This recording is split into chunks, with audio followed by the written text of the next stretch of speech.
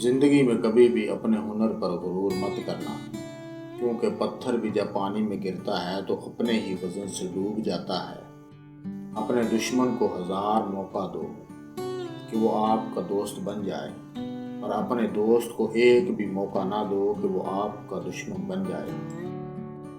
شرمندگی اٹھانے سے بہتر ہے کہ تکلیف اٹھا لی جائے۔ خوش رہنے کا صرف ایک ہی راز ہے کہ امید صرف اپنے آپ سے رکھو، کسی اور سے نہیں۔ جہاں دوسروں کو سمجھانا مشکل ہو، وہاں خود کو سمجھا لینا ہی بہتر ہے۔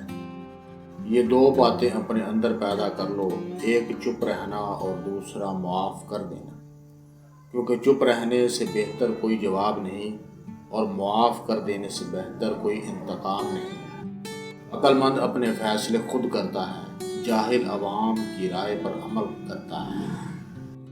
زندگی میں 3 لوگوں کو کبھی مت بھولنا: مصیبت میں ساتھ دینے والے کو، مصیبت میں چھوڑنے والے کو، اور مصیبت میں ڈالنے والے کو۔ خواہشیں اپنی مرضی سے خود پر لادا گیا بوجھ ہے۔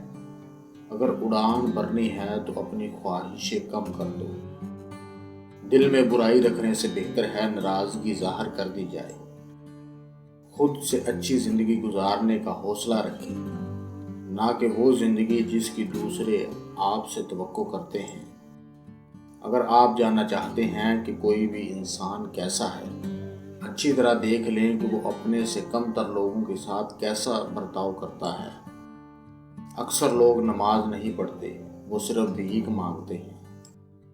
دولت ایک جھٹکے میں، خوبصورتی ایک بیماری میں، اور عزت ایک غلطی سے فنا ہو جاتی ہے۔